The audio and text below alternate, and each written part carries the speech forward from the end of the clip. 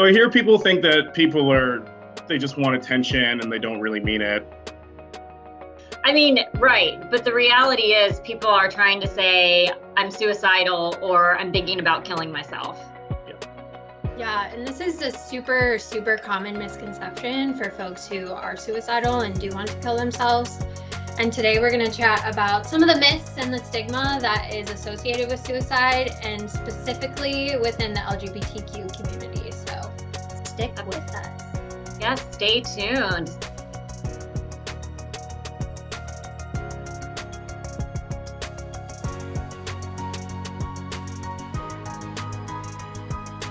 So I am Stephanie. I'm a therapist at Equitas Health, and my pronouns are she, her, hers. I'm Ryan. My pronouns are he, they. I'm a therapist who specializes in recovery for substance use disorders.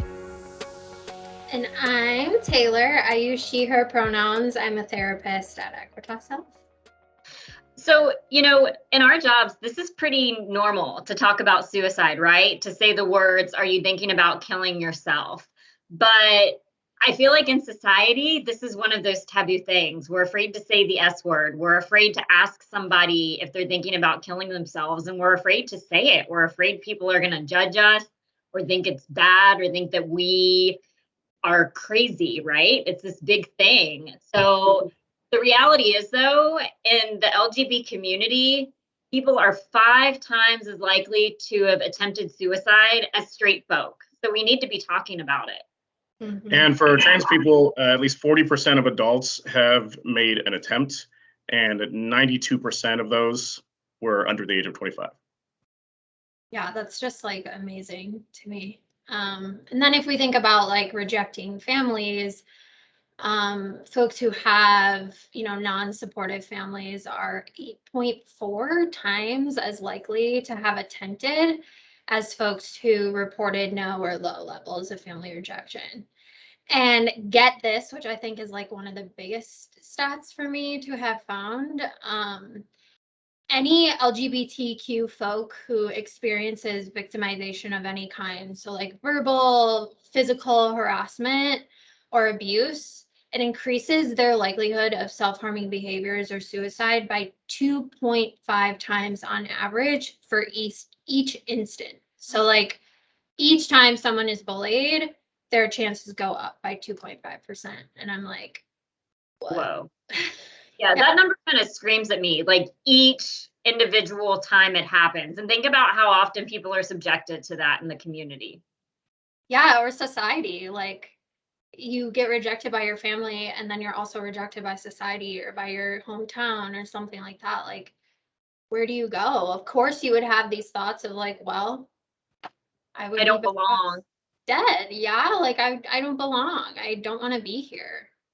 Yeah, that rejection and that isolation definitely contribute to the homelessness issue among queer people. On average, maybe account about for 3.4% of the total U.S. population, but they actually account for around 20 to 40% of homeless youth. You're running away because your home environment isn't safe. You're kicked out. You're emotionally, physically, sexually abused, and there are also, even in the spaces for homeless youth, there is a higher chance of assault and harassment for queer people, and so much higher for trans people, especially because in the majority of these facilities, trans youth are assigned to whatever domicile sleeping area based on the gender that they were assigned at birth, not their experienced gender. Right, and that just contributes more. I mean, that contributes more to them feeling outcast, right? And not feeling included. So rejection, more of the rejection Taylor talked about. Mm-hmm. Yeah. Ryan, I'm wondering, because you're like the recovery specialist in this group, how does alcohol and like drug use play a role in these stats? So when we have any sort of substance use, generally you're going to have an altered state of consciousness. Maybe it impairs your ability to make healthy decisions for yourself. Maybe it exposes you to higher rates of other health and mental health issues. And especially going back to the homelessness aspect, there is such a thing as survival sex, which is engaged when you have nothing to offer transaction-wise other than sex. And so people trade sex for housing, food, drugs. Well, I mean, it makes sense. So I've been rejected by everybody. I feel like I don't belong. You mentioned mental health. A lot of people who are rejected by their families, it's natural for them to fall into a state of depression and have anxiety around people. So why not turn to substances? I mean, it totally makes sense. I want to feel better, right? Yeah. Mhm. I'm Yeah, and escaping, numbing. Yeah, that's like an important thing I think folks like forget about folks who experience suicidal thoughts is like no one really wants to kill themselves, right? Like we're always looking for different ways to kind of, space out the feeling, numb out whatever, and drugs and alcohol is a really easy way to do that. And if it makes you feel good, it's like you're going to keep doing it, right? So I think like that note of people want to be here for the most part, and it's not easy to be like, yeah, I'm gonna kill myself and do it this way and stuff like that. So yeah. So Taylor, how do we, raise awareness on this? Because it is September and it is Suicide Awareness Month.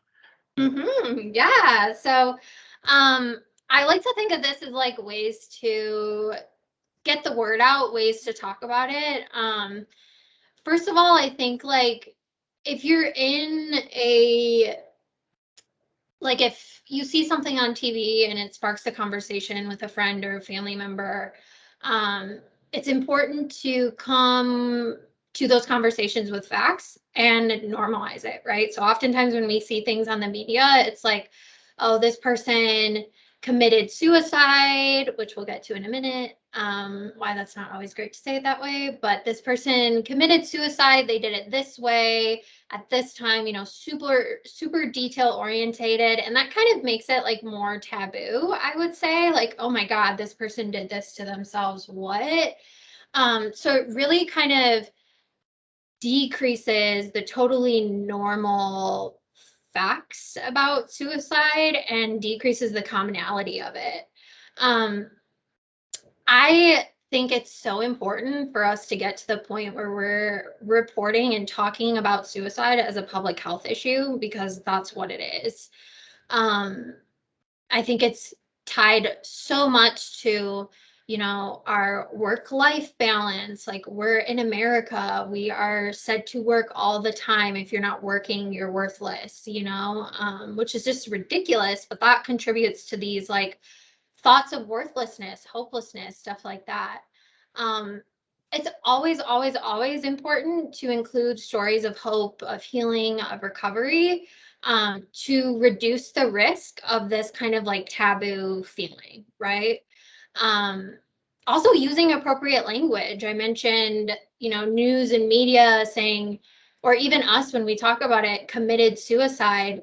It kind of puts like this stigmatization on the act and makes it kind of like a criminal thing, right? I don't Right. know if you all hear that, but I do.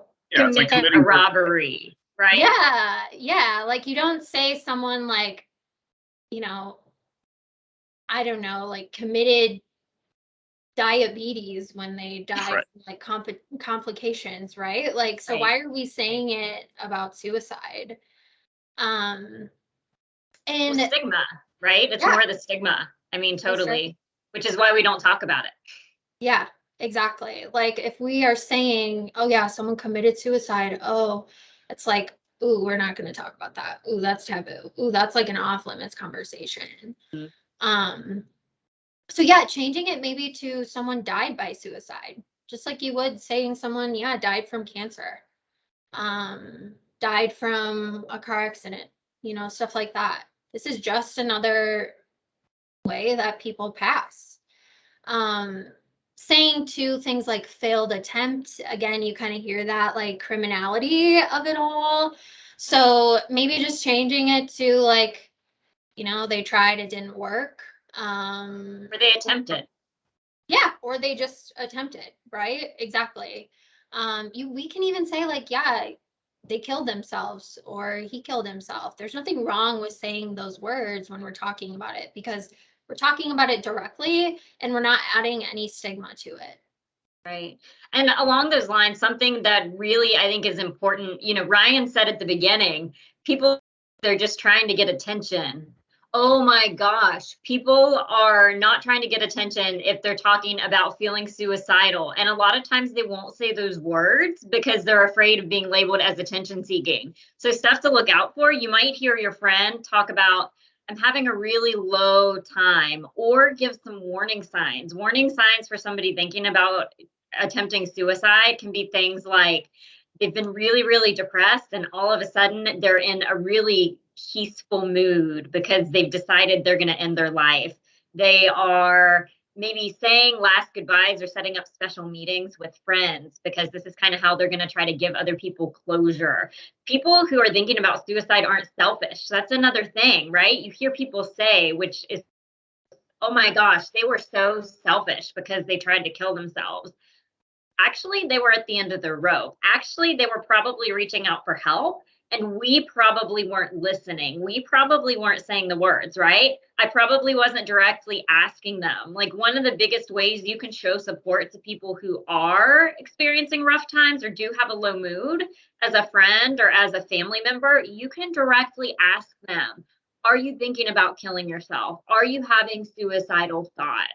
And that's something that I think we just don't do in society. We're afraid, right? If I say those words, I'm going to give you the idea. Yeah. Oh my God. Yeah. That's so real. I think that and the attention seeking part is just, it's almost like we use those things as like a way to not talk about it or a way to like brush it to the side, which totally devalues the folks who experience it.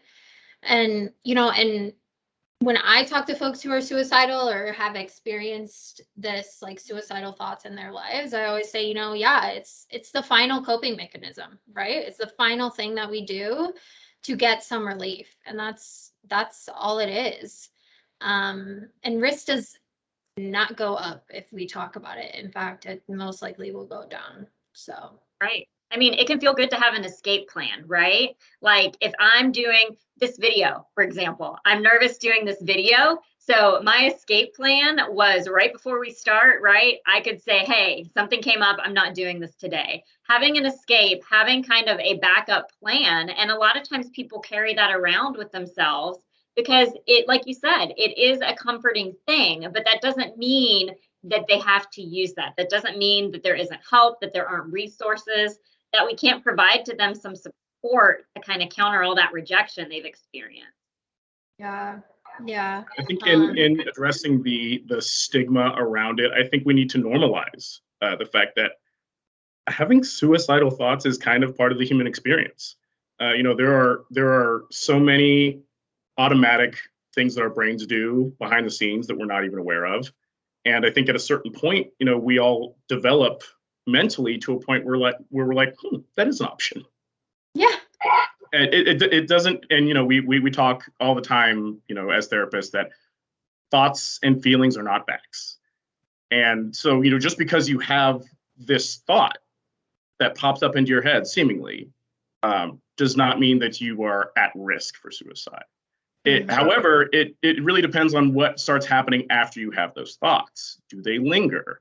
Do you start developing like a plan? Do you start developing some sort of strategy for it? And again, does it linger? Can you not shake it? Right, absolutely.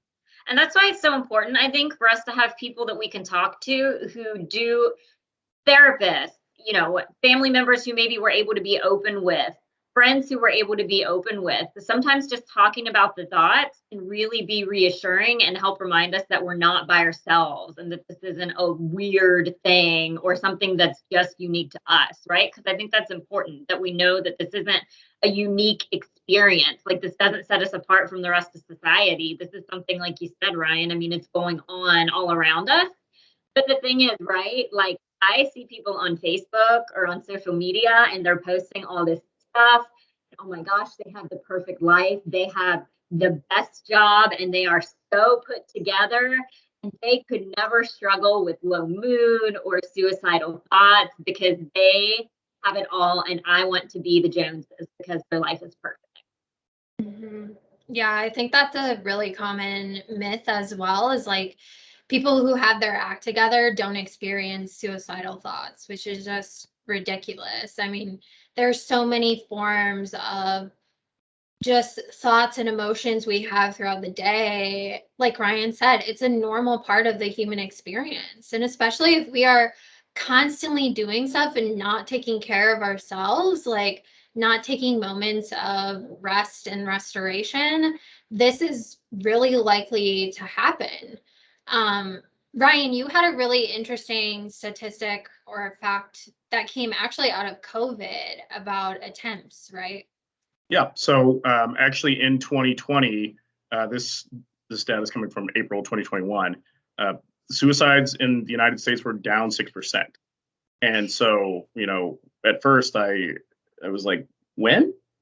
2020? When Pandemic? when Hello? when when the world ended? Like what how could that be? And so, I'm reading this article, and one of the things that they mentioned was because the access to mental health resources. We like this is my first year as a therapist, and I started my career doing telehealth. So I now see the majority of my clients still virtually, and it's so much more accessible. The fact that especially when you have people with those executive functioning issues, they really don't want to leave the house. They don't have the energy. They lack the motivation to do certain things. Like you don't give them an errand to run to go to a therapy office and then sit and wait. No, like this is as easy as turning on your device and talking to somebody and being present for 40 minutes. Yeah, I think too the fact of just, you know, we had more support from the government, Yeah, money and yeah, funding. yeah, we didn't have to worry about getting thrown out of our houses. We had enough money coming in where we could still have groceries and provide for our families, and we didn't have to go into work, or we weren't working at all. It's like, of course that makes sense. Of course, if there's less stress and less, things contributing to a negative mental health status, of course these attempts would go down, and of course these thoughts would be less. Plus, the stress was normalized. Everybody experienced stress from COVID. This wasn't a weird thing. We could talk about our stress because we were kind of like all in this together, which in like a really weird, messed up way kind of brought us together in community of, oh my gosh, what's going on? The world is shut down. We're wearing masks. Right? Yeah, that's super real, Stephanie. Yeah. You brought And that up. while like the news was filled with people, clamoring for toilet paper and hand sanitizer, you know, what wasn't really touched on was the fact that so many food banks got skyrocketing donations. You have donations to different sorts of supportive services, grassroots community-based things. Like people were taken care of. And I think, that going forward, that is what we really need to keep in mind is that if the government has money for all the other things that it spends on, it can take care of its people. Mm-hmm. Yeah. Another like myth that I thought was important to recognize today is that just like general risk goes down after an attempt, and that's just not the case. Folks who do attempt after, and if it's unsuccessful, they're most likely going to be pretty bummed out, and they're probably going to be embarrassed. They're probably going to be coming out of the hospital, which can be really intense for some folks. And that's a really vulnerable time for folks to process and figure out what they're going to do next. And suicide is definitely still on the radar for most folks. So we really want to make sure that we're supporting people. And this ties in with, the things we're offered at work, the things we're offered by our family. If we don't have the support and people, saying, oh, they just attempted, it didn't work, they got in the hospital, they're all fixed now, all this stuff, like, nah, that's just not the case. So, yeah.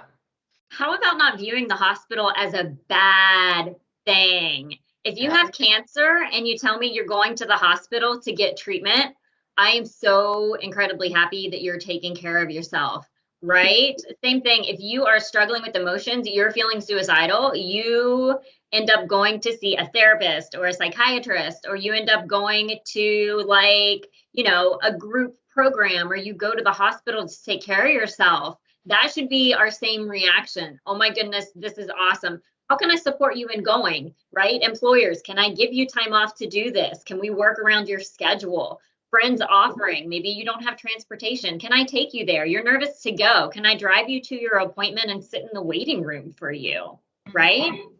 Yeah. Taking someone to the ER if they're telling you, yeah, I have plan and like this intent to hurt myself, to kill myself today, that's not a bad thing, Yeah, I'm going to hold your hand and go walk with you to the hospital, and I'm going to be there, maybe when you get out.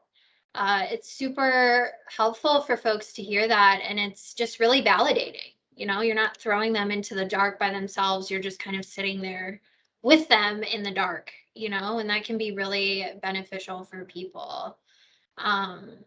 The other thing too, I say this to a lot of folks, like when we talk in session to people who have plan and intent to kill themselves or harm themselves, we do what's called a safety plan. And really, it's just kind of something that we do to get our resources together, get the warning signs together all in one place. And I actually like to call them wellness plans because I think everyone should do them.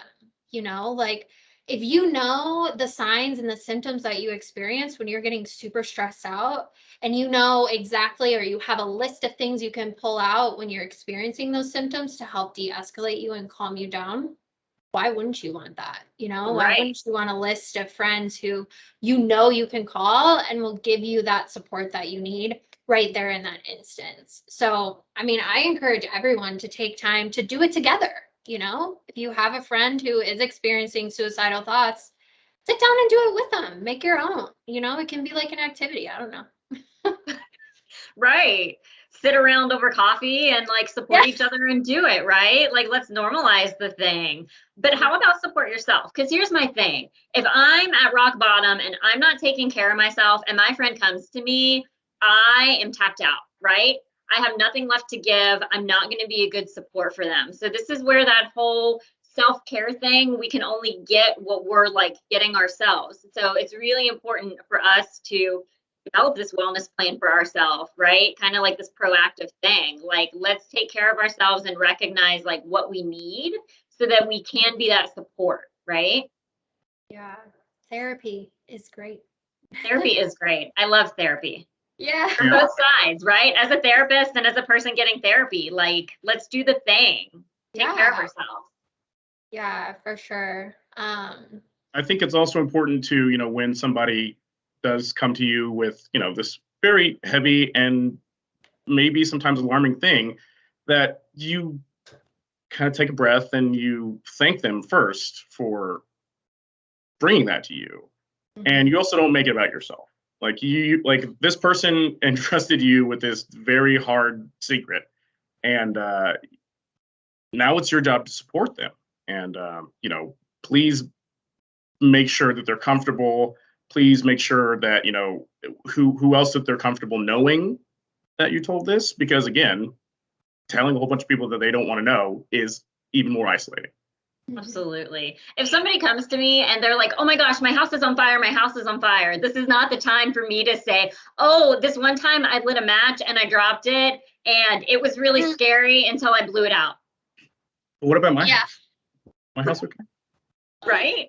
Right. So it's the same thing with suicide. I come to you and I'm saying I'm in this really dark place, right? And I'm thinking about killing myself. It's not time for me to go into this giant story about how when I was 4 years old, I was or maybe it is. Maybe it's time for us to come out too with, I've had these thoughts also. I mean, it can go both ways, right? Don't make it about ourselves, but maybe if we totally get it, that's the time for us to break down that wall and tell them, like, hey, you know what? I've been there, or I experienced these too, and here's how I cope with them. So it's maybe both things, right? Like maybe we are disclosing that our house is on fire too. I mean, us really kind of going there and being vulnerable with each other. I think Yeah.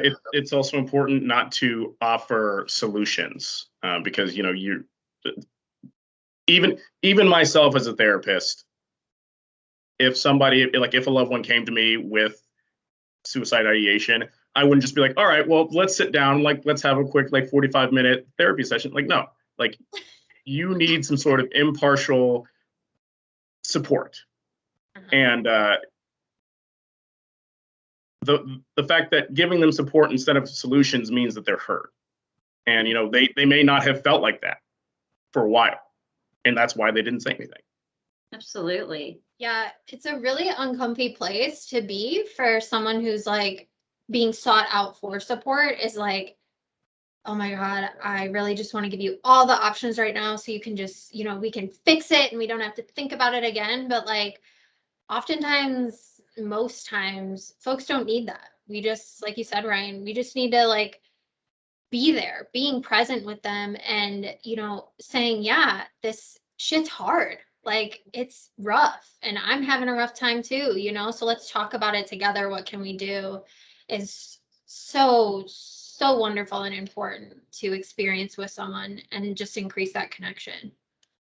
So we've talked a lot about resources today and how these kind of factor into both the risk factors and the ways that we can support people. So what are some resources available for people who are struggling with this? Yeah, so there is a national suicide prevention hotline, and this is a number that anybody can call. There's a trained person on the other end who is getting these calls all the time, who is not going to belittle you, who's not going to stigmatize the call. They're going to be able to ask you the direct questions and talk to you about how you're feeling. And again, they're going to be able to say the word suicide and talk about your thoughts on killing yourself without freaking out, without making it this crazy, scary thing. So I'm going to share the number for that because I think it's important that we all have it. And the cool thing is that you can get access to this line in English or in Spanish. So there is that other option for you if you're a Spanish speaking person. So the number is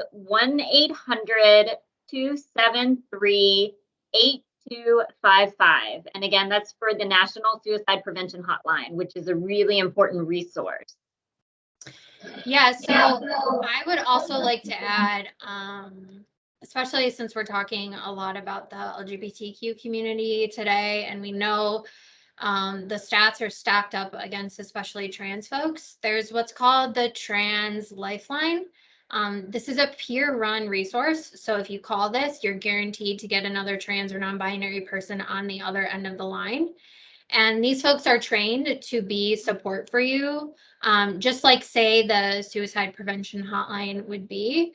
But it's a little more specific to the community. And they recognize the fact that police aren't always the best.